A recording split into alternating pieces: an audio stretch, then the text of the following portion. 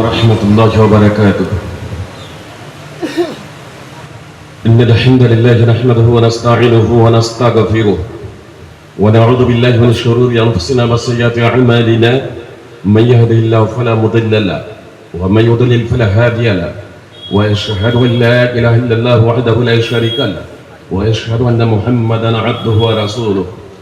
يا أيها الذين آمنوا اتقوا الله حق تقاته ولا تموتن إلا وأنتم مسلمون.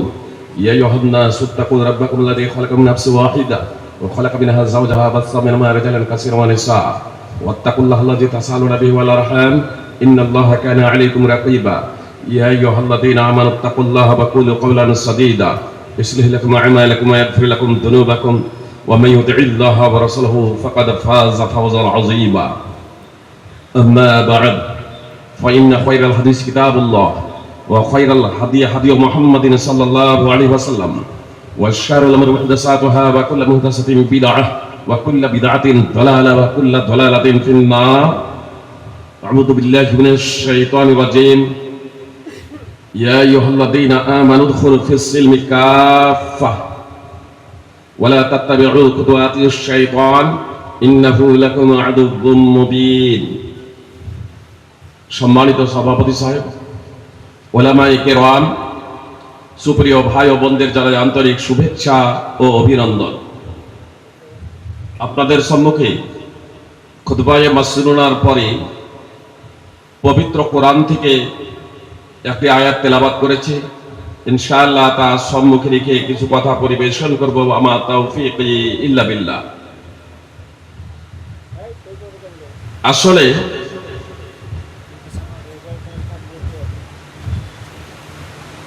আজকে আলোচনা করার পরিকল্পনা নিয়ে উপস্থিত হয়েছিলাম বাড়ি থেকেই। দাওয়াত এবং তাবলীগের গুরুত্ব, তারপরে এখানে উপস্থিত হওয়ার পরে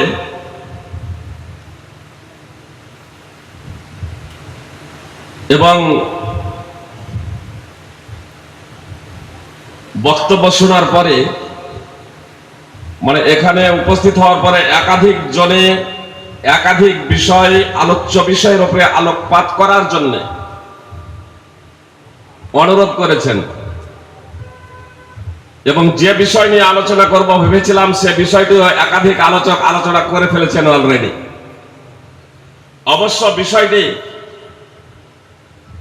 অত্যন্ত গুরুত্বপূর্ণ এবং মহাসমুদ্র বলা যেতে পারে। এজন্য একটা মঞ্চে যদি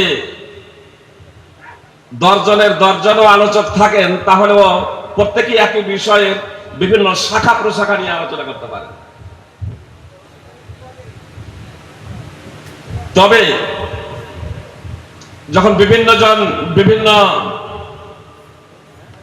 বিষয় নিয়ে আলোকপাত করার জন্য অনুরোধ করছিলেন, তখন আমি বললাম যদি বিভিন্ন বিষয় নিয়ে আলোচনা করে তাহলে আলোচনা করে যাওয়ার পরেই বলবেন যে আজকে ফাইজি সাহেব কি ব্যাপার, হঠাৎ কলকাতা থেকে দিল্লি থেকে পাটনা, পাটনা থেকে চেন্নাই, চেন্নাই থেকে বোম্বে দৌড়িয়ে বেড়াচ্ছিলেন কেন বক্তব্যের মাঝে? তো এমন তো বক্তব্য হয় না। তারপরেও ভাবতে ভাবতে এমন একটা বিষয় নির্বাচন করলাম যাতে দৌড়িয়েও বেড়াবো অথচ কেউ এটাও বলতে পারবেন না যে দৌড়িয়ে বেড়াচ্ছেন।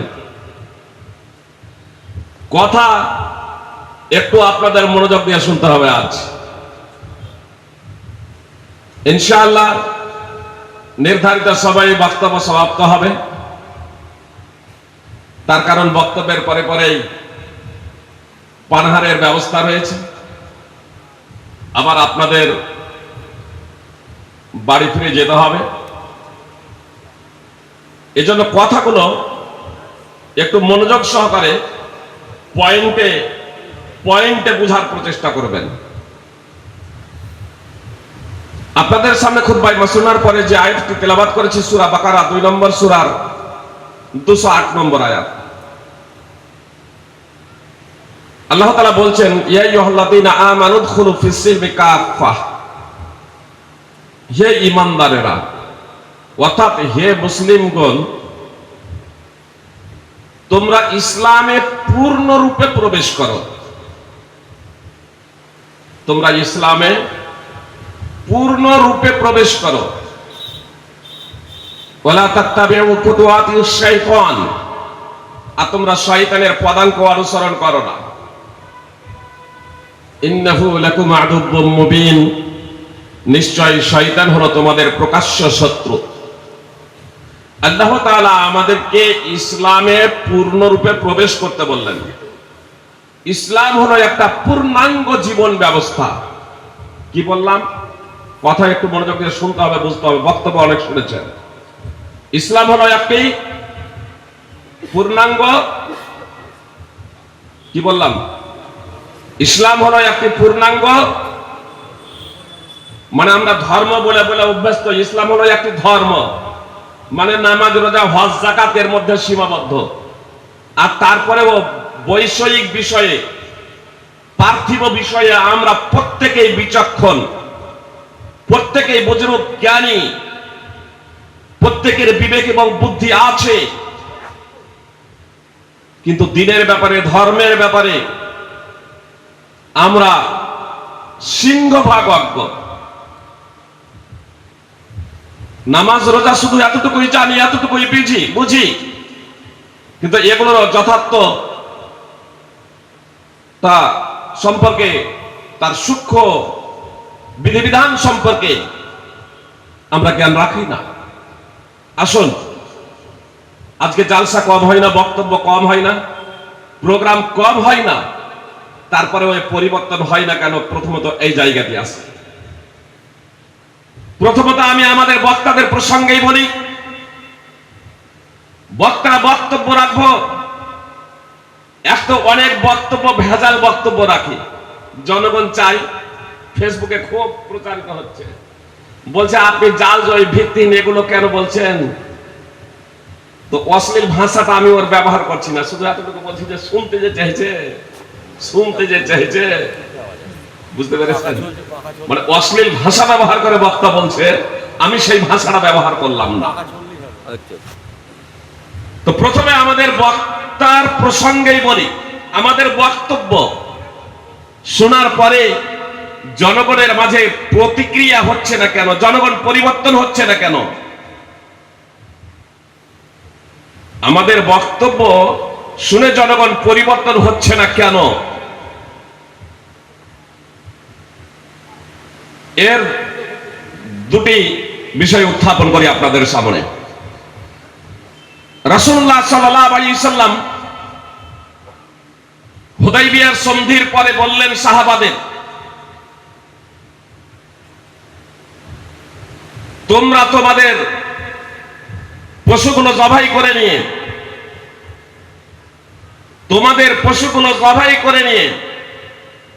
কুরবানির পশুগুলো জবাই করে নিয়ে তোমরা নেড়া হয়ে যাও। কোন পরে আছে অথবা চুল ছোট করে নাও। বুখারীর বর্ণনা, তোমরা তোমাদের ওট গরুগুলো জবাই করে নিয়ে তোমরা নেড়া হয়ে যাও। ইহলিকু, তিনবার বাক্যটি মুহাম্মদ সাল্লাল্লাহু আলাইহি সাল্লাম বলছেন। একজন সাহাবীও দাঁড়াচ্ছেন না রাসূল সাল্লাল্লাহু আলাইহি সাল্লামের এই কথা শুনে। যে নবী সাল্লাল্লাহু আলাইহি সাল্লামকে সাহাবা ইকরাম এতটাই ভালোবাসতেন যে রাসূল সাল্লাল্লাহু আলাইহি সাল্লাম থুতু নিক্ষেপ করলেও সেই থুতু মাটিতে পড়তো না। উরওয়া বিন মাসউদ রাদিয়াল্লাহু তাআলা আনহু অমুসলিম থাকা অবস্থায় তার দেখা বিষয় বর্ণনা করেছেন। পরবর্তীতে তিনি মুসলমান হয়ে গিয়েছিলেন। যে মুহাম্মদ সাল্লাল্লাহু আলাইহি সাল্লামের নির্দেশকে সাহাবা ইকরাম রাদিয়াল্লাহু তাআলা আনহুম সদা সর্বদা বাস্তবায়নের প্রতিযোগিতা করতেন। এমনকি থুতু নিক্ষেপ করলে সেই থুতু মাটিতে পড়তো না, সাহাবা ইকরাম রাদিয়াল্লাহু তাআলা আনহুমদের কারো হাতে পড়তো, আর সেই থুতুকে দুই হাতে ঘষে নিয়ে নিজেদের মুখে এবং শরীরে মেখে নিতেন। সেই রাসূল সাল্লাল্লাহু আলাইহি সাল্লাম হুদাইবিয়ার সন্ধির পরে সাহাবাদের বলছেন, ইহলিকু, তোমরা মাথা ন্যাড়া করে নাও, মাথা ন্যাড়া করে নাও। তিনবার বলছেন, একজনও দাঁড়াচ্ছেন না। নবী সাল্লাল্লাহু আলাইহি সাল্লাম উম্মে সালমা রাদিয়াল্লাহু তাআলা আনহার নিকটে প্রবেশ করলেন। উম্মে সালমা রাদিয়াল্লাহু তাআলা আনহার তাঁবুতে প্রবেশ করলেন। তাকে বিষয়টি বললেন যে এই ব্যাপার আমি বলছি, আর আজকে কি ব্যাপার, সাহাবায়ে কেরাম কেউ আমার কথা শুনে অগ্রসর হচ্ছে না। উম্মে সালমা রাদিয়াল্লাহু তাআলা আনহা বললেন রাসূল সাল্লাল্লাহু আলাইহি সাল্লামকে, আল্লাহ রাসূল, এটা আপনি চান? আপনার যদি এটাই ইচ্ছে হয় যে উট জবাই করে মাথা ন্যাড়া করে নেবে, তো আপনি বের হন, কাউকে কোনো কথা বলবেন না। আপনার উট আপনি নিজে জবাই করুন, তারপর ফুরকার ডেকে, নাপিত ডেকে আপনি নিজের মাথা কামিয়ে ফেলুন। মুহাম্মদ সাল্লাল্লাহু আলাইহি সাল্লাম বের হলেন, উট জবাই করলেন, আর ফুরকার ডেকে মাথা কামাতে শুরু করলেন। সাহাবায়ে কেরাম রাদিয়াল্লাহু তাআলা আনহুম এই দৃশ্য দেখার পরে তারা এমন ভাবে উট জবাই করতে শুরু করলেন এবং মাথায় একে অপরের নেড়া করতে শুরু করলেন, যেন তারা একে অপরের উপরে তারা পড়ে যাচ্ছেন, এইরকম অবস্থা হয়ে গিয়েছে। সহিহ বুখারী হাদিস নম্বর 2732। এত দ্বারা কি বোঝা গেল? বক্তাকে বক্তব্য অনুযায়ী আমল করতে হবে, বক্তাকে বক্তব্য অনুযায়ী আমল করতে হবে। একদা রাসূলুল্লাহ সাল্লাল্লাহু আলাইহি সাল্লাম গ্রীষ্মের সফরে ছিলেন, রোজা ছিলেন, সাহাবায়ে কেরাম রোজা ছিলেন। গ্রীষ্মের সময়ে পদাতিক অবস্থায় ছিলেন সাহাবায়ে কেরাম রাদিয়াল্লাহু তাআলা আনহুম। তারা পায়ে হেঁটে চলছিলেন, গ্রীষ্মের সময়ে পায়ে হেঁটে চলছেন রোজা অবস্থায়। কঠিন অবস্থা, কষ্ট বেশি পায়ে হেঁটে চলার জন্য। কিন্তু নবী সাল্লাল্লাহু আলাইহি সাল্লাম খচ্চরের উপরে ছিলেন, গাধা এবং ঘোড়ার সংমিশ্রণে জাতই খচ্চরের উপরে ছিলেন রাসূলুল্লাহ সাল্লাল্লাহু আলাইহি সাল্লাম। সাহাবাদের বললেন, তোমরা পানি পান করে নাও, তোমরা রোজা ভেঙে দাও। একজনও রোজা ভাঙছেন না, ফাবাও, একজনও রোজা ভাঙছেন না। নবী সাল্লাল্লাহু আলাইহি সাল্লাম বলছেন, আমি তোমাদের মতো নয়। জি, বিভ্রান্তকারীরা ওই একটু করে অংশ নিয়ে নেই, বলছে এই যে রাসূল সাল্লাল্লাহু আলাইহি সাল্লাম বললেন, লাস্তু মিসলাকুম, আমি তোমাদের মতো নয়। তো নবী সাল্লাল্লাহু আলাইহি সাল্লাম আমাদের মতো, আরে কোন ক্ষেত্রে আমাদের মতো নয়? মানে রাসূল সাল্লাল্লাহু আলাইহি সাল্লাম বলছেন যে আমি সহজ অবস্থায় আছি তোমাদের থেকে, ইন্নী আইসারুকুম ওয়া ইন্নী রাকিব, আমি সহজ অবস্থায় আছি, আমি আরোহণ অবস্থায় আছি, অতএব আমার কষ্ট হয় না, আমার সমস্যা হয় না। নবী সাল্লাল্লাহু আলাইহি সাল্লাম উম্মতের জন্য কতটা হিতাকাঙ্ক্ষী ছিলেন, কতটা কল্যাণকামী ছিলেন। নিজের কষ্ট হয় না তাই বলে সাহাবাদেরকে রোজা রাখতে বলে দিচ্ছেন না, বরং তার কষ্ট হয় না, তিনি বলছেন আমার কষ্ট হয় না, আমি আরোহণ অবস্থায় আছি, আমি রোজা আছি এজন্য। কিন্তু তোমরা তো পায়ে হেঁটে যাচ্ছ, গ্রীষ্মের সময় প্রচন্ড রৌদ্রের প্রখর, অতএব তোমরা রোজা ছেড়ে দাও। একজন সাহাবাও রোজা ভাঙছেন না, একজন সাহাবাও পানাহার করছেন না। সাহাবায়ে কেরাম রাদিয়াল্লাহু তাআলা আনহুমদের এই দৃশ্য দেখে নবী সাল্লাল্লাহু আলাইহি সাল্লাম খচ্চর থেকে নামছেন, আর নামার পরে তিনি পানি পান করছেন, ওয়াশরিবান নাস, আর তারপরে সাহাবায়ে কেরাম পানি পান করছেন। রাসূল সাল্লাল্লাহু আলাইহি সাল্লামের ইচ্ছা ছিল না রোজা ভেঙে দেওয়া, ইচ্ছা ছিল না রোজা ছেড়ে দেওয়ার, কিন্তু রাসূল সাল্লাল্লাহু আলাইহি সাল্লামের নির্দেশ যখন দেখলেন যে সাহাবায়ে কেরাম বাস্তবায়ন করছেন না, তখন নিজের রোজা ভেঙে দিলেন। সাহাবায়ে কেরাম ওয়াশরিবান নাস, আর কিছুই বলতে হলো না, তারা রোজা ভেঙে দিলেন। মুসনাদ আহমদ হাদিস নম্বর 11423। এত দ্বারা কি বোঝা গেল? প্রথমত বক্তাকে বক্তব্য অনুযায়ী আমল করতে হবে, তাই না? নবী সাল্লাল্লাহু আলাইহি সাল্লামের মতো শ্রেষ্ঠতম ব্যক্তি, নবী সাল্লাল্লাহু আলাইহি সাল্লামের মতো শ্রেষ্ঠতম ব্যক্তি তিনিও নির্দেশ দিচ্ছেন, আর তারপরে সাহাবায়ে কেরাম রাদিয়াল্লাহু তাআলা আনহুম তা বাস্তবায়ন করছেন না। যতক্ষণ না তার নিজে বাস্তবায়ন করছেন, তা আজকালকে আমরা, তাহলে আমাদের প্রথমত বক্তাদের কোরআন এবং সুন্নাহ, আমরা যখন আপনাদেরকে আহ্বান করব কোরআন এবং সুন্নাহ অনুযায়ী চলতে হবে, কোরআন এবং সুন্নাহ অনুযায়ী জীবনযাপন করতে হবে, তখন আমাদের বক্তাদের প্রথমত কোরআন এবং সুন্নাহ অনুযায়ী জীবনযাপন করতে হবে। অন্যথায় কি হবে জানেন? সহিহ বুখারী এবং মুসলিমে হাদিস আছে, এই বক্তা জাহান্নামে যাবে। টাইমের স্বল্পতার কারণে পুরো রেফারেন্স দিচ্ছি না, প্রয়োজন হলে পরে আমার কাছে রেফারেন্স চেয়ে নেবেন। নইলে এই বক্তাকে জাহান্নামে যেতে হবে। মুহাম্মদ সাল্লাল্লাহু আলাইহি সাল্লাম দেখেছেন জাহান্নামে।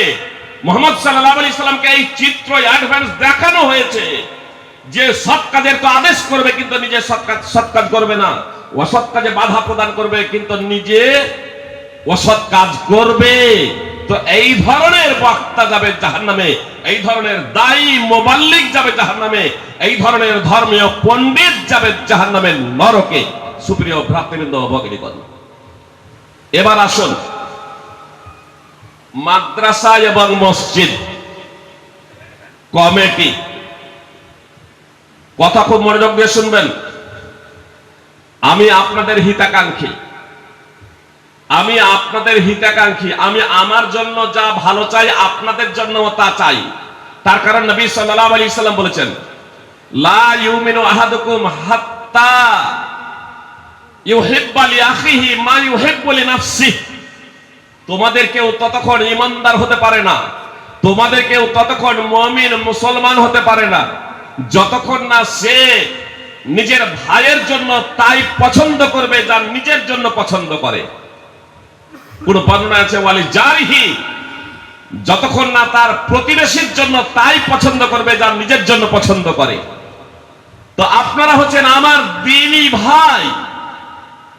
আমি যেমন বক্তব্য দিয়ে কোরআন এবং সুন্নাহর কথা বলে কোরআন এবং সুন্নাহ অনুযায়ী না চললে নরকে যেতে হবে এ কথা বললাম, আপনাদের ভালোবাসি বলেই আবার বলছি, কথা খুব মনোযোগ দিয়ে শুনুন।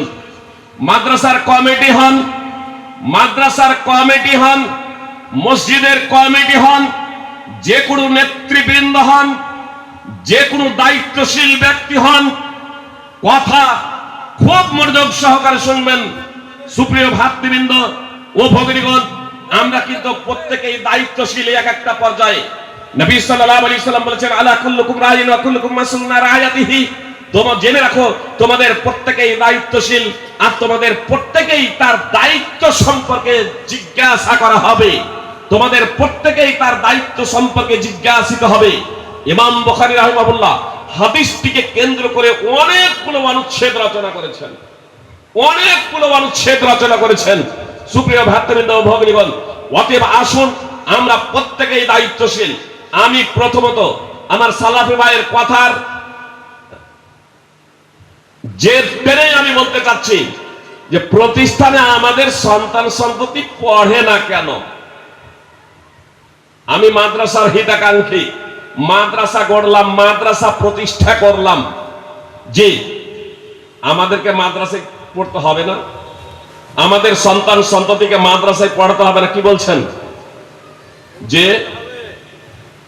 আজকে মাদ্রাসায় একেবারে দরিদ্র, মাদ্রাসার কমিটি কিন্তু বড় লোকগুলো আছে, মসজিদের কমিটি কিন্তু বড় লোক, বেশিরভাগ জায়গায় মাদ্রাসার কমিটি বড় লোক, মসজিদের কমিটি বড় লোক, বেশিরভাগ জায়গায় প্রভাবশালী। তাহলে বড় লোক কিংবা প্রভাবশালী মাদ্রাসা এবং মসজিদের কমিটি অধিকাংশ জায়গাতেই তারা তাদের ছেলেদের মাদ্রাসায় পড়তে দেন না, তারা তাদের সন্তান সন্ততিকে মসজিদে নিয়ে যান না নামাজের জন্য। পরিণতি কি হলো? এ মাদ্রাসা হয়ে গেল গরিবদের জন্য, ইসলামী শিক্ষাটা হয়ে গেল ভিখারীদের জন্য। আপনারা দেখেননি ইসলামী শিক্ষাটা আজ কারা মাদ্রাসায় পড়াশোনা করে? পশ্চিম বাংলার মাটিতে আমি বক্তব্য রাখছি, পশ্চিম বাংলার লোকেদের জন্য। ঝাড়খণ্ড, বিহার, পশ্চিম বাংলা এইসব জায়গাতে মাদ্রাসায় কারা পড়ে? বড় লোকের ছেলে মাদ্রাসায় আছে, মধ্যবিত্ত সেগুলো নাই বললেই চলে। 100-এর মধ্যে 1000-এর মধ্যে হয়তো একটা পাবেন মধ্যবিত্ত, বাকি ওই গরিবগুলো ন্যাংরা কানা খোড়া। আর বাস্তব কথা হলো, আমাকে যখন আব্বা বলেছিলেন যে মাদ্রাসায় পড়তে দেব, আমার সম্পর্কিত এক দাদি পার্সেই ছিলেন, তখন উনি বলছেন আমার আব্বাকে, আমার আব্বার নাম একরামুল হক, নাম ধরে বললো, হ্যাঁ রে একরামুল, তোর ঘরে কি খাবার নেই? তোর ছেলেটার দিব্যি চোখ আছে, হাত পা আছে, আর তারপরে এই ভিখারি বিদ্যা শিখতে দিবি কেন?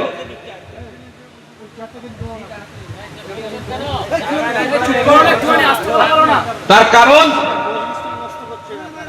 সমাজে একটা ধারণা জন্মে আছে ইসলামী শিক্ষা মূলত ভিখারি শিক্ষা। সুপ্রিয় ভ্রাতৃবৃন্দ ভগিনীগণ, এই জন্য বলছে ভিখারি বিদ্যা শিখতে দিবি। ভিখারি বিদ্যা তো তারাই শিখবে যাদের ঘরে খাবার নেই। আমি আমাদের পশ্চিমবাংলা, ঝাড়খণ্ড, বিহারের চিত্র তুলে ধরলাম।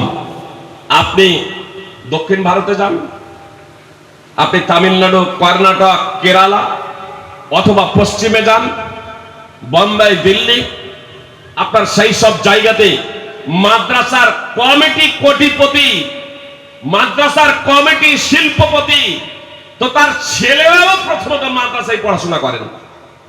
যে উত্তরাধিকার সূত্রে মাদ্রাসার কমিটি হন এমনটি না, যোগ্যতার ভিত্তিতে তারা মাদ্রাসার কমিটি হন, যোগ্যতার ভিত্তিতে সভাপতি এবং সম্পাদক হন, কোষাধ্যক্ষ হন, তারা মাদ্রাসায় পড়াশোনা করেন। ফলে আপনার ইউপি বলুন, উত্তরপ্রদেশ বলুন, তামিলনাড়ু, কর্ণাটক বলুন, বা আপনার বোম্বাই বলুন, সেগুলোতে বড় লোকের ছেলেরাও মাদ্রাসায় পড়াশোনা করে, বড় লোকের মেয়েরাও মাদ্রাসায় পড়াশোনা করে। আহমদুল্লাহ কুরাইশি, আব্দুল্লাহ সালাফি ভাই জানছেন, ওনার ওখানে গিয়েছেন, আমরাও গিয়েছিলাম। তো আব্দুল্লাহ কুরাইশি যত মেহমান আসবে, আমরা 2 বার ওখানে 15 দিন করেছিলাম দাওয়াতের টিম নিয়ে, 15 দিন করেছিলাম 2 বার। তো পূর্ণ ওই আহমদুল্লাহ কুরাইশি আল মাদানী, এটা বোঝানোর জন্য এই উদাহরণটা দিলাম যে বড় লোকেরা মাদ্রাসায় পড়ে কিনা। তিনি একটা মাদ্রাসায় শিক্ষকতাও করেন, আর তিনি কত বড় লোক যে 15 দিন করে যে আমরা ছিলাম, পূর্ণ তার বাড়ি থেকে বিরিয়ানি, পূর্ণ তার বাড়ি থেকে, শুধু আমাদের জন্য না, মসজিদের ইমামকে, মসজিদের ইমাম আলাদা 5 ওয়াক্তের নামাজের জন্য ইমাম, উনি শুধু জুমার খুতবা দেন। উনি মসজিদের ইমামকে বলে রেখেছেন, যিনি মুয়াজ্জিন আছেন তাকে বলে রেখেছেন, আমাদের এই মসজিদে যত অতিথি আসবে, আমি বাড়িতে থাকি অথবা না থাকি, আমি বাড়িতে থাকি অথবা না থাকি, একটু বাড়িতে সংবাদ দিয়ে দেবে, সকাল দুপুর সন্ধ্যা যে কোনো টাইমের জন্য সদা সর্বদা একজন মাওলানার বাড়ি থেকে খাবার আসছে। আমাদের পশ্চিম বাংলায় সাধারণত মাওলানারা গরিব, তার কারণ ওই গরিবেরই তো পড়তে দিয়েছে মাদ্রাসায়, ছেলে মেয়েদের গরিবেরই তো মাদ্রাসায় পড়তে দিয়েছে। বড় লোক কমিটি মাদ্রাসার হয়েছেন বটে, কিন্তু তারা নিজের ছেলেদের না। আমি আপনাদের কাছে বিনীত অনুরোধ রাখবো সুপ্রিয় ভ্রাতৃবৃন্দ, যে আপনারা নিজেদের ছেলেকে অবশ্যই মাদ্রাসায় পড়তে দেন। আপনি যখন মাদ্রাসায় পড়তে দেবেন, তখন অন্য বড় লোকগুলো মাদ্রাসায় পড়তে দেবে। অন্য বড় লোকদের জন্য প্রতিবন্ধক হয়ে আছেন আপনি। তার কারণ অন্য বড় লোকগুলো তো ভাবছে যদি মাদ্রাসায় এতই ভালো পঠন পাঠন হবে, তাহলে মাদ্রাসার কমিটিরা তাদের ছেলেদের কেন মাদ্রাসায় দেবে না?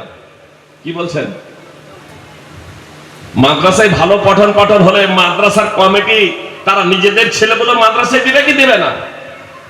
যদি বলেন শুধু এই কোরআন এবং হাদিস অধ্যয়ন করে, কোরআন এবং হাদিস পড়াশোনা করে তো আর দুনিয়া করা যাবে না। সুপ্রিয় ভ্রাতৃবৃন্দ, আপনাদের এটা ভুল ধারণা, আপনাদের এটা ভুল ধারণা, ভুলে নিমজ্জিত আছেন। মুহাম্মদ সাল্লাল্লাহু আলাইহি সাল্লাম দুনিয়া করেননি, সাহাবায়ে কিরাম রাদিয়াল্লাহু তাআলা আনহুম দুনিয়া করেননি। মুহাম্মদ সাল্লাল্লাহু আলাইহি সাল্লাম, অনেকেই বলবেন যে পেটে যে পাথর বেঁধেছিলেন এটা সদা সর্বদা না, সপ্তাহ মাস যে চুলা জ্বলেনি, উনান জ্বলেনি, তো আমার মতো পশ্চিম বাংলা বা ভারতবর্ষে না, তাদের তো খাদ্যই সাধারণ নামে ছিল খেজুর, পনির, কিশমিশ, শুকনো খাবার। জি, তো শুকনো খাবারের জন্য উনান জ্বালানোর প্রয়োজন নাই, চুলা জ্বালানোর প্রয়োজন নাই। সহিহ বুখারীতে হাদিস আছে, মুহাম্মদ সাল্লাল্লাহু আলাইহি সাল্লাম 1 বছরের খাদ্য সঞ্চয় করে রাখতেন পরিবারের জন্য, 1 বছরের। তো মুহাম্মদ সাল্লাল্লাহু আলাইহি সাল্লাম 1 বছরের খাদ্য সঞ্চয় করে রাখছেন পরিবারের জন্য। যদি খাদ্য না থাকবে, খাবার না থাকবে, তাহলে সব সময়ের জন্য না। এমনকি নবী সাল্লাল্লাহু আলাইহি সাল্লাম বলেছিলেন যে দুনিয়া এবং আখিরাতে মুমিনদের সবথেকে নিকটবর্তী হচ্ছি আমি। অতএব কোন মুসলমান যদি মারা যায় আর সম্পদ রেখে মারা যায়, তাহলে সম্পদ হবে তার উত্তরাধিকারদের, ওয়ারিসদের। কিন্তু যদি ঋণ রেখে মারা যায়, তাহলে আমার কাছে এসো তোমরা, আমি তার ঋণ পরিশোধ করে দেব। সম্পদ ছিল না মানে। মুহাম্মদ সাল্লাল্লাহু আলাইহি সাল্লাম কত বড় লোক ছিলেন। সহিহ বুখারী হাদিস, সুপ্রিয় ভাই এবং বোন, আন-নবী আউলা বিল মুমিনিনা মিন আনফুসিহিম, সূরা আহজাব 33 নম্বর সূরার 6 নম্বর আয়াতের ভাষ্য তাফসীর ইবনে কাসির বা তাফসীর জাকারিয়া বা তাফসীর হাসানুল বায়ান বা তাফসীর ফাতুল কাদির বা যে কোনো আপনারা তাফসীর উঠিয়ে দেখবেন, বিশুদ্ধ হাদিস দ্বারা এটা প্রমাণিত। তাহলে মুহাম্মদ সাল্লাল্লাহু আলাইহি সাল্লাম যে একবারে যে গরীব ছিলেন সদা সর্বদাই এমনটি না, সাহাবায়ে কেরাম যে গরীব ছিলেন সদা সর্বদাই এমনটি না। তারা দেশ শাসন করেছেন, তারা রাষ্ট্র ক্ষমতা পেয়েছেন। আজকে আমরা মুহাম্মদ সাল্লাল্লাহু আলাইহি সাল্লামের পদ্ধতি ছেড়ে দিয়ে রাষ্ট্র ক্ষমতার জন্য পাগল হয়ে গিয়েছি, নেতা মন্ত্রী হওয়ার জন্য উদ্ভ্রান্তের মতো আমরা ছুটোছুটি করছি। পরিণতি আমরা হাতে নাতে পাচ্ছি। সুপ্রিয় ভাতৃবৃন্দ, ভগিনী কথা, অতএব আসুন বিষয়টা বোঝার প্রচেষ্টা করি। নবী সাল্লাল্লাহু আলাইহি সাল্লাম বলেছেন, মা মিন আবদিন ইস্তারআহু আল্লাহু রাইয়াতান ফালাম ইয়াহুতহাম মিনান বিন-নাসিয়াহ ফালাম ইয়াহুতা বিন-নাসিহা ইল্লা লাম ইয়াজিদ রায়াহাতাল জান্নাহ। নবী সাল্লাল্লাহু আলাইহি সাল্লাম বলছেন, কোন বান্দাকে যদি আল্লাহ তাআলা নেতৃত্ব প্রদান করেন, কথা খুব মনোযোগ দিয়ে শুনেন, কোন বান্দাকে আল্লাহ যদি নেতৃত্ব প্রদান করেন আর সে কল্যাণ কামনার সঙ্গে তাদের তত্ত্বাবধান না করে, তাহলে সে জান্নাতের সুগন্ধিও পাবে না। সহিহ বুখারী হাদিস নম্বর 7150, সহিহ মুসলিম সহ বিভিন্ন হাদিস গ্রন্থে আছে। সহিহ মুসলিমে আছে আল্লাহ তাআলা তার জন্য জান্নাত হারাম করে দেবেন। জান্নাতের সুগন্ধি পর্যন্ত পাবে না, জান্নাতের ঘ্রাণ পর্যন্ত পাবে না। সুপ্রিয় ভ্রাতৃবৃন্দ, ভগিনীগণ, কোন ব্যক্তি? যাকে আল্লাহ নেতৃত্ব প্রদান করবেন, নেতৃত্ব প্রদান করবেন, আর তারপরে যাদের নেতৃত্ব সে পেয়েছে তাদের কল্যাণ কামনার সাথে তাদের দেখাশোনা করবে না। কথা খুব মনোযোগ দিয়ে শুনুন। যারা নেতা মন্ত্রী আছেন, লিডার আছেন, আপনারা হলেন সেবক, আপনারা হলেন সেবক, জাতির সেবা করবেন। অন্যায়ভাবে ধন সম্পদ আত্মসাৎ করবেন না, নইলে পরিণতি অত্যন্ত ভয়াবহ হবে। মসজিদ কমিটি যারা আছেন, মাদ্রাসা কমিটি যারা আছেন, তারা মাদ্রাসার শিক্ষক এবং ছাত্রদের, মসজিদের ইমামদের তত্ত্বাবধায়ক, দায়িত্বশীল, রাই। এর জন্য আল্লাহ রাসূল সাল্লাল্লাহু আলাইহি ওয়াসাল্লাম শব্দ ব্যবহার করেছেন রাই। আর রাইর আবিধানিক অর্থ হচ্ছে আপনার রাখাল, দেখাশোনা করবে, তত্ত্বাবধান করবে। সুপ্রিয় ভ্রাতৃবৃন্দ, ভগিনীগণ, আপনার মাদ্রাসার শিক্ষক, মাদ্রাসার ছাত্র ছাত্রী এবং মসজিদের ইমাম, তাদের ভরণ পোষণ, তাদের ভরণ পোষণের ব্যাপারে আপনাকে খেয়াল রাখতে হবে, তাদের দেখাশোনা আপনাকে যথার্থভাবে করতে হবে। আপনার তত্ত্বাবধায়কের অর্থ এখানে এই নয় মসজিদের ইমামের যে আপনি তার উপরে দাদাগিরি করবেন। বিষয়টা হয়তো বুঝাতে পারলাম না। সুপ্রিয় ভাতৃবৃন্দ, আমরা তো জানি জ্বর হলে প্যারাসিটামল লাগবে, তাই তো? বড় যদি হয় 650 পাওয়ারের প্যারাসিটামল, তো আপনার ফার্মেসি থেকে জ্বর হয়েছে প্যারাসিটামল কিনে এনে দিয়ে দিলে হবে না? আমাদের কোয়াক ডাক্তারও তো অনেক আছে না? নেই? গ্রামে গ্রামে কোয়াক ডাক্তার আছে। তো অসুখ যখন হয়, অবশ্য সাধারণ অসুখ যখন হয়, তখন আমরা কোয়াক ডাক্তারের কাছ থেকে নিই, নিজে তবু আমরা নিজে মডেল করে ওষুধ নিই না। আর যখন একটু জটিল যখন হয়ে যায়, তখন আমরা দক্ষ চিকিৎসকের কাছে যাই। আপনার 2 ঘন্টা 4 ঘন্টা আপনার সফর করে, জি কলকাতায় না হলে আবার ব্যাঙ্গালোর, আবার দিল্লি, বিভিন্ন জায়গা, আপনার ভেলোর, বিভিন্ন জায়গা আমরা সফর করি, কয়েকদিনের সফর। জি আমাদের পশ্চিমবাংলাতেও অনেক এমবিবিএস এমডি ডাক্তার আছে, তারপরেও আপনার দক্ষিণ ভারতে আমরা ছুটে যাই নিজের চিকিৎসা করার লক্ষ্যে এবং উদ্দেশ্যে, ভালো পরিষেবা নেওয়ার লক্ষ্যে এবং উদ্দেশ্যে। কি জন্য? এই জন্যই যাতে পরিষেবাটা ভালো হয়। কথা একটু মনোযোগ দিয়ে শুনেন, রাগ করবেন না। আপনার আমি হিতাকাঙ্ক্ষী, আপনার কল্যাণকামী। তার কারণ অরিজিনাল বাস্তব কথাটা আজকে যদি আমি না বলি, কাল কিয়ামতের মাঠে ফেসে যাবেন, তখন বলবেন ভাইজি সাহেবকে এত ভালোবাসতাম, তারপরেও উনি বলেননি। আর আমিও হয়তো ফেসে যাব। আর এর জন্য এই কথাগুলো বলছি। সব থেকে বেশি হাদিস বর্ণনা কি করেছেন জানেন? কোন সাহাবী সবথেকে বেশি হাদিস বর্ণনা করেছেন? আবু হুরায়রা রাদিয়াল্লাহু তাআলা আনহু। আবু হুরায়রা রাদিয়াল্লাহু তাআলা আনহু বলছেন, আল্লাহর কসম করে বলছেন যে পবিত্র কোরআনে যদি 2টি আয়াত না থাকতো তাহলে আমি হাদিস বর্ণনা করতাম না। কোন বলেন যে মাহাদ্দাস্ত, কোন বলেন যে মাহাদ্দাস্তকুম, আমি তোমাদের কাছে হাদিস বর্ণনা করতাম না পবিত্র কোরআনে যদি 2টি আয়াত না থাকতো। যদি সময় পাই সেই 2টি আয়াত পরিবেশন করব। সূরা বাকারা 2 নম্বর সূরার 159 এবং 160 নম্বর আয়াত। আর সময় না পেলে সূরা বাকারার 159 এবং 160 নম্বর আয়াত। বাংলাতেও যেহেতু পবিত্র কোরআনের ভাষ্য বেরিয়ে গেছে, আপনাদের কাছে আমার বিনীত অনুরোধ থাকবে আপনারা একটু অধ্যয়ন করে নেবেন। আর সময় পেলে একটু শুধু নির্যাস আপনাদের সামনে পেশ করবো ইনশাআল্লাহ। আসুন তাহলে কি বলছিলাম আপনাদেরকে, যে আল্লাহ তাআলা কোন ব্যক্তিকে নেতৃত্ব প্রদান করলে, নেতৃত্ব দিলে, সেই ব্যক্তি যদি তার অধীনস্থদের কল্যাণ কামনার সঙ্গে তত্ত্বাবধান না করে, তাহলে রাসূল সাল্লাল্লাহু আলাইহি ওয়াসাল্লাম বলছেন যে সে ব্যক্তি জান্নাতের সুগন্ধি পাবে না। আর কোন বর্ণনায় আছে আল্লাহ তাআলা তার জন্য জান্নাতকে হারাম করে দেবেন, জান্নাতকে হারাম করে দেবেন।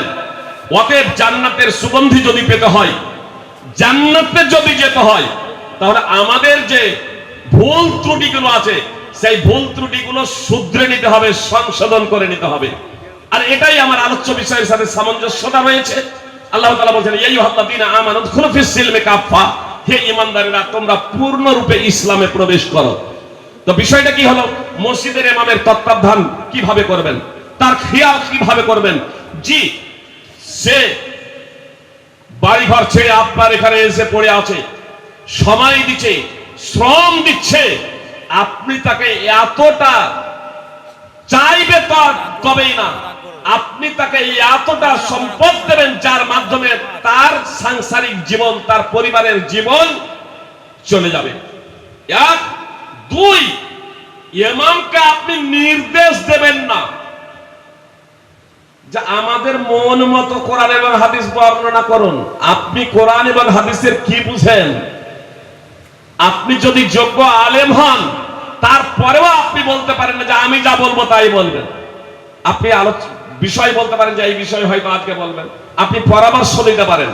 ইমামকে আপনি এতটুকু বলবেন, ইমামের তত্ত্বাবধান করা, কল্যাণ কামনা করার অর্থ হলো এই যে আপনি ইমামকে বলবেন, ইমাম সাহেব আপনি আমাদের আলেম, আমরা কমিটি, আমরা সাধারণ মানুষ, আপনি নির্দ্বিধায় হক কথা বলুন, কোরআন এবং সুন্নাহর আপনি আলোচনা করুন। সেটা আমার বিপক্ষে যাবে না কার বিপক্ষে যাবে এটা দেখার বিষয় না। আপনি ইমাম, আপনি নবীদের ওয়ারিস, নবীর ওয়ারিস। নবীর ওয়ারিস বলতে ধন সম্পদের ওয়ারিস নয়, নবীদের জ্ঞানের ওয়ারিস। আল উলামা ওয়ারাসাতুল আম্বিয়া। অতএব নবী যেভাবে সমাজ সংশোধন করেছেন, সমাজের সংস্কার করেছেন, জাতির জন্য তিনি হিতাকাঙ্ক্ষী ছিলেন, কল্যাণকামী ছিলেন, আপনিও তেমনি জাতির জন্য কল্যাণকামী হন, হিতাকাঙ্ক্ষী হন। আপনি আমাদের যা কিছু ভুল ত্রুটি চোখে দেখতে পাবেন, আমাদের আপনি সংস্কার সংশোধন করে দেবেন। এই নয় যে আমি ছেলের বিয়েতে পণ নিয়েছি, আমি ঘুষ খাই, আমি মদ জুয়া লটারিদের আমি হেড, আর ইমাম সাহেব এই বিষয়ে বক্তব্য যখন দিয়ে দিয়েছে, তখন আমি বলছি আপনাকে নিঃসন্দেহে কেউ পিন করেছে, আমার ব্যাপারে বলার জন্য অনুরোধ করেছে, আপনি টিকিট কাটুন আজকে। অনেক ইমাম বলছে থাকতে পারি না, যখনই হক কথা বলছি তখন তাড়িয়ে দিচ্ছে। ইমামদের বলবো, ইমামদের বলতে চাই আমি, আপনি জনগণের দাস না, আপনি জনগণের গোলাম না, একমাত্র দাস আমরা হলাম এক আল্লাহ তাআলার, আর আমরা হলাম আল উলামা ওয়ারাসাতুল আম্বিয়া। অতএব আপনি কোরআন এবং সুন্নাহ আপনি যা জানেন নির্দ্বিধায় বলবেন, যতক্ষণ পর্যন্ত আপনার ক্ষমতা আছে। যদি আপনাকে মসজিদ ছাড়তে হয়, যদি আপনাকে মাদ্রাসা ছাড়তে হয়, আপনি ছাড়ুন, কিন্তু আপনাকে কোরআন এবং সুন্নাহ বলতে হবে। কোরআন সুন্নাহকে আপনি বিসর্জন দেবেন না, কোরআন এবং সুন্নাহকে বিসর্জন দেবেন না। আর কমিটির কাছে আমার বিনীত অনুরোধ যে ইমাম কেন রেখেছেন? 5 ওয়াক্তের নামাজ আপনারা পড়াতে পারবেন না? বলবেন যে খুতবা, তো খুতবা জন্য আমার মাযহাবী ভাইরা যেমন করছে দেখে দেখে পড়ে আপনারাও পড়ে দিলেন, অথবা সূরা ফাতিহা পড়ে সূরা ইখলাস দেখে দেখে তার অর্থ করে দিলেন, খুতবা হয়ে গেল। এর জন্য ইমামের কি প্রয়োজন? আপনারা তো নামাজ পড়াতে পারবেন। তাহলে ইমাম যখন নিয়ে এসেছেন, ইমামের মর্যাদার প্রতি খেয়াল রাখতে হবে। ইমামকে গোলাম এবং দাস হিসেবে আপনারা বিবেচনা করবেন না, বরং ইমামকে মর্যাদা দিতে শিখুন। এবং ইমাম আপনি কোরআন এবং সুন্নাহ যতটুকু পারবেন, সুপ্রিয় ভাই এবং বোন, কথা খুব মনোযোগ দিয়ে শুনুন। কোরআন এবং সুন্নাহ আমরা যতটুকু পারবো, মানে কোরআন এবং সুন্নাহ সর্বান্তকরণে সবগুলোকে আমরা অন্তরের অন্তঃস্থল থেকে মেনে নেব। বাস্তবায়নের ক্ষেত্রে যতটুকু পারবো আমরা সাধ্যমতো প্রচেষ্টা করব। তারপরেও যদি আমরা সুদ খাই, তারপরেও যদি ঘুষ খাই, তারপরেও যদি পণ নেই, ঈমান থাকার কারণে, নামাজ পড়ার কারণে, রোজা রাখার কারণে, যাকাত দেওয়ার কারণে আমরা একদিন জান্নাতে যাব, পাপাচারের কারণে জাহান্নামে চলে গেলেও একদিন যাব। অবশ্য আমি এ কথা বলছি না যে আপনারা পাপাচার করে জাহান্নামে যান। আমি বলবো এক মুহূর্তের জন্য জাহান্নামে যাওয়ার জন্য কেউ প্রস্তুত হবেন না, কেউ কল্পনাতেও নিয়ে আসবেন আমি জাহান্নামে শাস্তি ভোগ করব। সময় নেই বিস্তারিত আলোচনা করার। আমি শুধু এতটুকু আপনাদের বলতে চাই, জাহান্নামের শাস্তি কত ভয়াবহ, কত ভয়াবহ। সহিহ মুসলিম এবং সুনানে ইবনে মাজাহ হাদিস আছে, রাসূল সাল্লাল্লাহু আলাইহি সাল্লাম বলছেন, আদম সন্তানের একজন সবথেকে ধৈর্যশালী ব্যক্তি, অর্থাৎ তার ভাবার্থ হলো এই, আদম আলাইহিস সালাম থেকে নিয়ে কিয়ামতের আগে পর্যন্ত যত মানুষ জন্মগ্রহণ করবে, এদের মধ্যে যে সবথেকে ধন সম্পদশালী অথচ অমুসলিম, হয় মুশরিক অথবা নাস্তিক অথবা অন্যান্য ধর্মাবলম্বী, মানে এক কথায় এক অদ্বিতীয় বিশ্ববিধাতার কাছে আত্মসমর্পণকারী নয়। মুসলমান ঘরে যে জন্মগ্রহণ করে সে মুসলমান, ও মুসলমানরা ভাবে, বর্তমানে মুসলমানরা ভাবে এমনটি না। মুসলমান ফার্সি শব্দ, মুসলিম আরবি শব্দ। যে কেউ এক অদ্বিতীয় বিশ্ববিধাতার কাছে আত্মসমর্পণ করেছে সে হলো মুসলিম। ঈসা আলাইহিস সালামের উম্মত যারা আত্মসমর্পণ করেছিল তারা মুসলিম। মুসা আলাইহিস সালামের উম্মত যারা আত্মসমর্পণ করেছিল মুসলিম। নূহ আলাইহিস সালামের উম্মত যারা আত্মসমর্পণ করেছিল তারা মুসলিম। আদম আলাইহিস সালামের উম্মত যারা আত্মসমর্পণ করেছিল তারা মুসলিম। এজন্য সমস্ত নবী মুসলিম, সমস্ত নবী মুসলমান, এবং সমস্ত নবীর জীবন ব্যবস্থা ইসলাম। ইসলাম শব্দটা আরবি শব্দ। সুপ্রিয় ভাতৃবৃন্দ ও ভগ্নীগণ, আসুন তাহলে আমি আপনাদেরকে যে বিষয়টা বলতে যাচ্ছিলাম, যে আমাদেরকে মাথা নত করে মেনে নিতে হবে বিশ্ববিধাতা যা কিছু আমাদের জন্য প্রেরণ করেছেন। মুহাম্মদ সাল্লাল্লাহু আলাইহি সাল্লাম বলেছেন, উকাতিলুন নাস, সহিহ মুসলিমের 21 নম্বর হাদিস, আমি মানুষের সাথে সংগ্রাম করব, আমি মানুষের সাথে সংগ্রাম করব। এর পূর্ব হাদিসে রয়েছে উমিরতু আন উকাতিলান নাস, আমাকে নির্দেশ দেওয়া হয়েছে, অর্থাৎ আল্লাহ তাআলা আমাকে নির্দেশ দিয়েছেন যে আমি মানুষের সাথে সংগ্রাম করব। হাত্তা ইয়াশহাদু আল্লা ইলাহা ইল্লাল্লাহ ওয়া ইউমিনু বি ওয়া বিমা জিতু বি, যতক্ষণ না তারা সাক্ষ্য দিবে যে আল্লাহ ছাড়া সত্য কোনো উপাস্য নেই এবং আমি যা কিছু নিয়ে এসেছি তা মেনে নেবে। সহিহ মুসলিমের 21 নম্বর হাদিস। আল্লাহ ছাড়া সত্য কোনো উপাস্য নাই এটা ঘোষণা দিতে হবে, এর সাক্ষ্য দেবেন। এবং মুহাম্মদ সাল্লাল্লাহু আলাইহি ওয়াসাল্লাম বলছেন, আমি যা কিছু নিয়ে এসেছি, কি নিয়ে এসেছেন? পবিত্র কোরআন এবং সুন্নাহ, পবিত্র কোরআন এবং সহিহ হাদিস। এই দুটোকে যতক্ষণ পর্যন্ত মেনে না নিবে, মুহাম্মদ সাল্লাল্লাহু আলাইহি সাল্লাম বলছেন, উকাতিলুন নাস, আমি মানুষের সাথে সংগ্রাম করব। সূরা বাকারা 2 নম্বর সূরার 85 নম্বর আয়াতের অংশ বিশেষ, কিতাবের কিয়দংশ যদি মানা হয় আর কিয়দংশকে প্রত্যাখ্যান করা হয় তাহলে সে মুসলমান থাকবে না। আখিরাতে কঠিন শাস্তির দিকে তাকে নিক্ষেপ করা হবে। পার্থিব জগতে এই দুর্গতি ও লাঞ্ছনা তাকে স্পর্শ করবে। আজকে আমাদের মুসলিমদের এই করুণ অবস্থা কেন বুঝতে পারছেন না? আমরা পূর্ণ মুসলমান না, আমরা পূর্ণ মুসলমান না, পরিপূর্ণ আমরা মুসলমান না। জি, পরিপূর্ণ আমরা মুসলমান না, এজন্য আজকে আমাদের এই অবস্থা। আল্লাহ তাআলা বলেন, ফালইয়াহদারিল্লাযীনা ইউখালিফুনা আন আমরিহি আন তুসিবাহুম ফিতনাতুন আও ইউসিবাহুম আযাবুন আলীম। সূরা নূর 24 নম্বর সূরার 63 নম্বর আয়াতের অংশ বিশেষ। তাদের ভয় করা উচিত যারা নবী সাল্লাল্লাহু আলাইহি সাল্লামের নির্দেশের বিরুদ্ধাচরণ করে, যে তাদের উপর ফিতনা বিপর্যয় নেমে আসবে কিংবা যন্ত্রণাদায়ক শাস্তি তাদের উপর আবর্তিত হবে। ফিতনা, বিপর্যয় কিংবা লাঞ্ছনাদায়ক শাস্তি, যন্ত্রণাদায়ক শাস্তি যারা মুহাম্মদ সাল্লাল্লাহু আলাইহি সাল্লামের নির্দেশের বিরুদ্ধাচরণ করবে তাদের উপর আবর্তিত হবে। সুপ্রিয় ভাতৃবৃন্দ, একটা উদাহরণ দিই তাহলে বুঝতে পারবেন। এই পৃথিবীটা হচ্ছে পরীক্ষাগার। আমি যদি অপরাধ করি, আমার অপরাধ, আমার অপকর্মের কর্মফল পার্থিব জগতে এই ভাইও সম্মুখীন হতে পারেন। এই নয় যে আমি অপরাধ করলে শুধু আমি, এই ভাইও তার সম্মুখীন হতে পারেন। ইনি অপকর্ম না করার পরেও অবশ্য মৃত্যুর পরে ওয়ালা তাজরু ওয়াজিরাতুন বিজরা উখরা, একে অপরের পাপের বোঝা কেউ বহন করবে না। কিন্তু এই পার্থিব জগতে আপনার সার্বিকভাবে মানুষ পরীক্ষার সম্মুখীন হতে পারে। এর একটা উদাহরণ দিই তাহলে আপনাদের বুঝতে সুবিধা হবে। উহুদের যুদ্ধে রাসূল সাল্লাল্লাহু আলাইহি ওয়াসাল্লাম জুবাইর বিন আব্দুল্লাহকে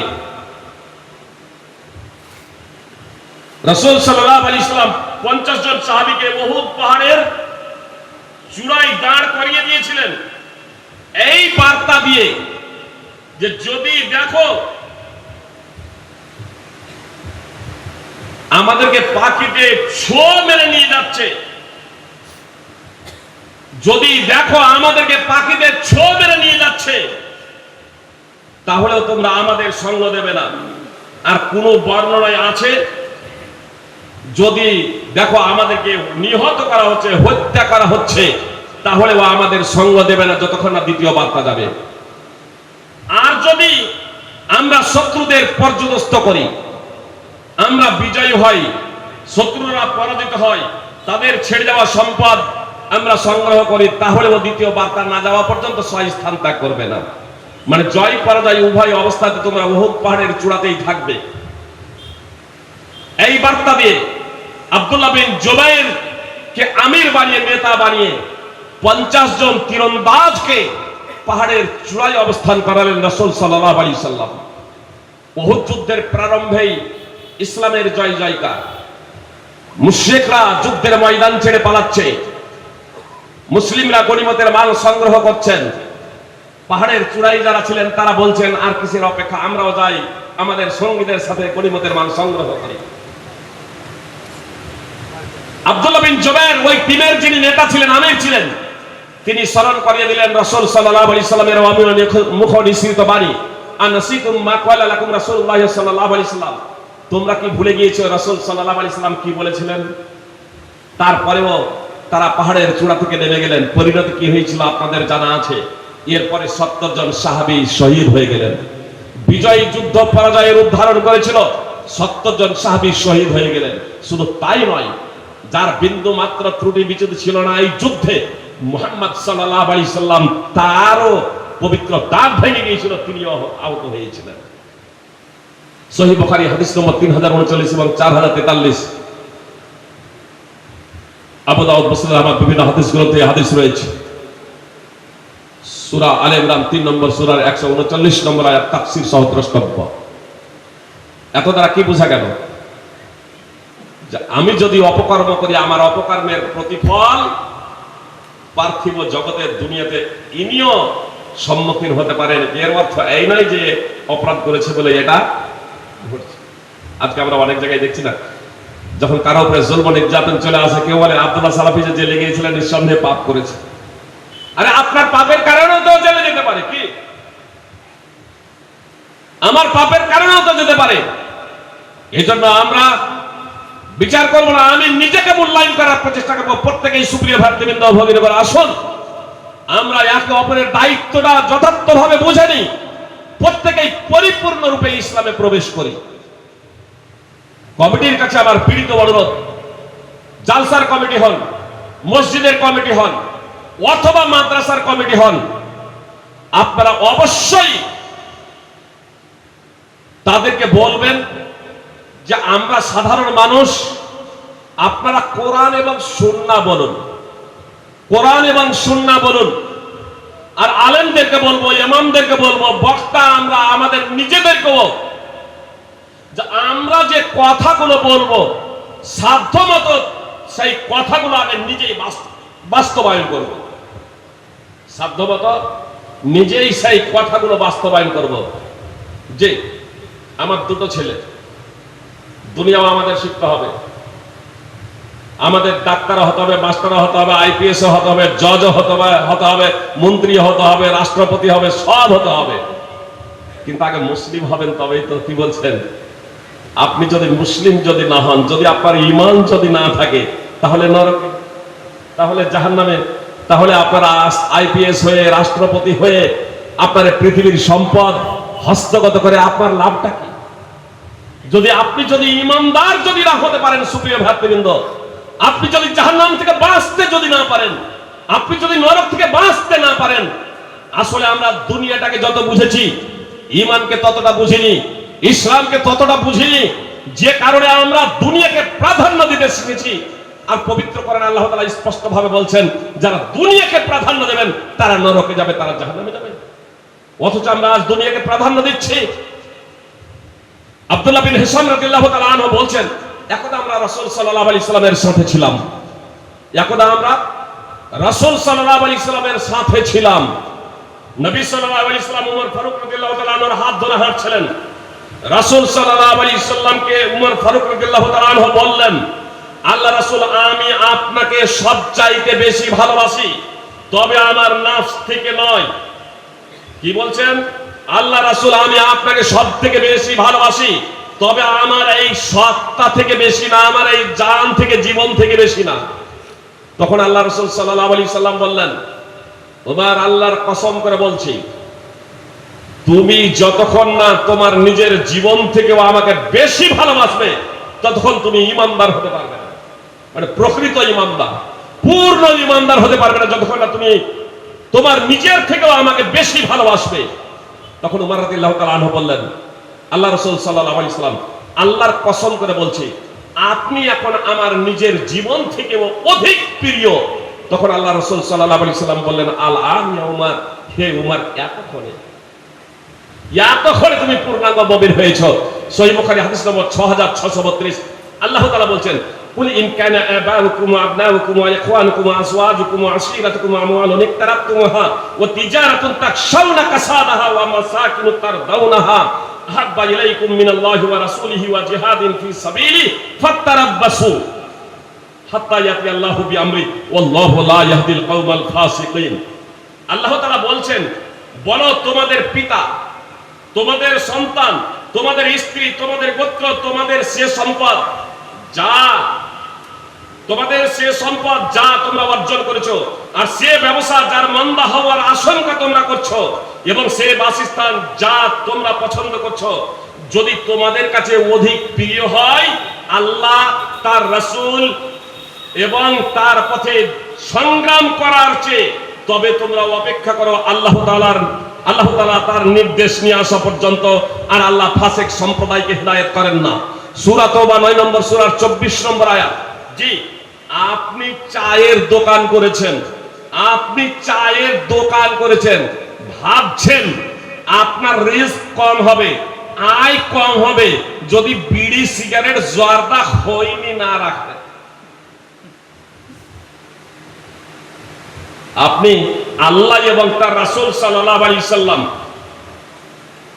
এবং আল্লাহর পথে সংগ্রাম করা থেকে আপনি ব্যবসাকে বেশি ভালোবাসলেন না? যে আল্লাহ এবং তার রাসূল সাল্লাল্লাহু আলাইহি সাল্লামকে সবথেকে বেশি ভালোবাসার তাৎপর্য কি? সুপ্রিয় ভাই এবং বোন, প্ল্যাকার্ডে লিখলাম, একটা প্ল্যাকার্ডে লিখলাম আই লাভ মুহাম্মদ। উত্তরপ্রদেশে আই লাভ মুহাম্মদ প্ল্যাকার্ডে লেখার জন্য হলো না, এফআইআর হলো না, এর জন্য অনেক ঝামেলা হলো, কারফিউ পর্যন্ত জারি হয়েছিল।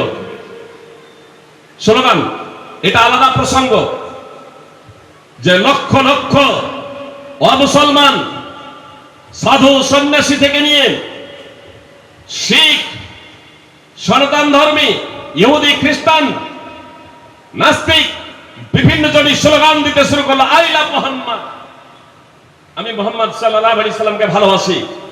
কিন্তু এ ভালোবাসাতে লাভ হবে কিছু? প্ল্যাকার্ডে লিখলেই ভালোবাসা শুধু প্রকাশ পায়? ভালোবাসার অর্থ কি সুপ্রিয় ভাই এবং বোন?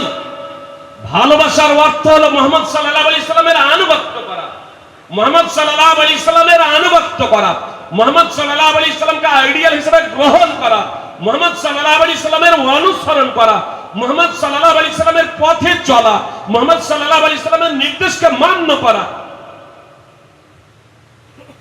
আর এ যদি না হয়, একটা বিষয় বলি তাহলে আপনাদের বুঝতে সুবিধা হবে। হুদায়বিয়ার সন্ধির সময়, সন্ধি হচ্ছে মুশরিকদের সাথে মুসলমানদের, মুহাম্মদ সাল্লাল্লাহু আলাইহি সাল্লাম উপস্থিত, মুশরিকদের পক্ষ থেকে, কুরাইশদের পক্ষ থেকে সোহেল বিন আমর উপস্থিত। পত্রনামা লেখা হচ্ছে, পত্রনামা লিখবেন, এবার লেখা হচ্ছে, মুহাম্মদ সাল্লাল্লাহু আলাইহি সাল্লাম বললেন লেখো বিসমিল্লাহির রহমানির রহিম। তখন সোহেল বিন আমর বলছে, না, রহমান কে আমরা জানি না। আজকে মুসলমান তাওহীদ বুঝে না। বিসমিল্লাহির রহমানির রহিম, আল্লাহর গুণবাচক নাম রহমান এবং রহিম। গুণবাচক নাম তো নামের পাশেই হবে, তাই না? ব্যক্তির সাথেই হবে, সত্তার সাথেই হবে। তো আল্লাহর পাশে রহমান এবং রহিম আছে। তো সোহেল বিন আমর তারাও আল্লাহ আল্লাহ বলতো। সে বলছে যে রহমানকে চিনি না, জানি না, তো বিসমিল্লাহির রহমানির রহিমে এটা লেখা যাবে না, এটা লেখা যাবে না। লিখতে হবে আগে যা লিখতেন, বিসমিকা আল্লাহুম্মা, হি আল্লাহ তোমার নামে আরম্ভ করতেছি। আর বিসমিল্লাহির রহমানির রহিমের অর্থ দয়াময়, কৃপাময় আল্লাহর নামে আরম্ভ করছি। ব্যাপারটা একই, এখানে গুণবাচক শব্দ যোগ করা হয়েছিল, এখানে সাধারণভাবে আল্লাহর নামে আরম্ভ করা হচ্ছে। পত্রের শুরুতে লেখা হচ্ছে, সোহেল বিন আমর মুশরিক বলছে লেখা বিসমিকা আল্লাহুম্মা। মুসলমানরা বলছে না, বিসমিল্লাহির রহমানির রহিম লিখবো। মুহাম্মদ সাল্লাল্লাহু আলাইহি সাল্লাম বললেন, ঠিক আছে, এটা মিটিয়ে দাও, লেখো বিসমিকা আল্লাহুম্মা। বিসমিকা আল্লাহুম্মা লেখা হলো। এবার তারপরে মুহাম্মদ সাল্লাল্লাহু আলাইহি সাল্লাম বলছেন, লেখো মুহাম্মাদুর রাসূলুল্লাহ। কি লিখতে বললেন? মুহাম্মাদুর রাসূলুল্লাহ। তখন সোহেল বিন আমর বলছে, যদি আমরা জানবো যে আপনি আল্লাহর রাসূল, তাহলে বৃদ্ধাচরণ কেন করব? তাহলে বিরুদ্ধাচরণ কেন করব? আমরা তো আপনাকে আল্লাহর রাসূল হিসেবে মানি না। অতএব মুহাম্মাদুর রাসূলুল্লাহ এটা লেখা যাবে না। মুহাম্মদ সাল্লাল্লাহু আলাইহি সাল্লাম বললেন, মিটিয়ে দাও, রাসূলুল্লাহ শব্দটা মিটিয়ে দাও, লেখো মুহাম্মদ বিন আব্দুল্লাহ। সুপ্রিয় ভাই এবং বোন, এ রাসূলুল্লাহ মিটিয়ে দিলেন, তো মুহাম্মদ সাল্লাল্লাহু আলাইহি সাল্লাম রাসূলুল্লাহ। মুহাম্মদ সাল্লাল্লাহু আলাইহি সাল্লাম বলছেন, আল্লাহর কসম করে বলছে, আল্লাহ তুমি জানো আমি তোমার রাসূল, আমি তোমার রাসূল। আরে প্লাকার্ডে বা কাগজে রাসূলুল্লাহ লিখলেই রাসূলুল্লাহ হবেন? যে প্লাকার্ডে লিখলেই সুরসিল হবেন তো এমনটা না। বললেন লেখো মুহাম্মদ বিন আব্দুল্লাহ। মুহাম্মদ বিন আব্দুল্লাহ লিখলেন। মুহাম্মদ বিন আব্দুল্লাহ লেখা হলো। সুপ্রিয় ভাতৃবৃন্দ, ভগ্নীগণ, সহিহ বুখারী হাদিস নম্বর 2732, মুসনাদ আহমদ 18910। মুহাম্মদ সাল্লাল্লাহু আলাইহি সাল্লাম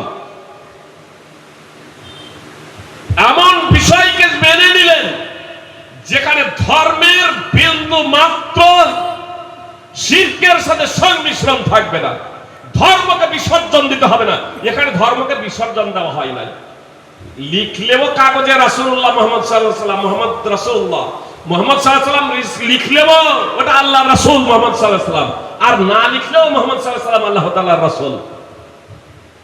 সন্ধি যেখানে হচ্ছে শান্তি শৃঙ্খলার জন্য, শান্তি প্রতিষ্ঠার জন্য, সেখানে যদি লিখতে যদি সমস্যা হয় মুশরিকদের, লেখার কারণে যদি মুশরিকদের সমস্যা হয়, তাহলে প্রয়োজন নেই, প্রয়োজন নেই।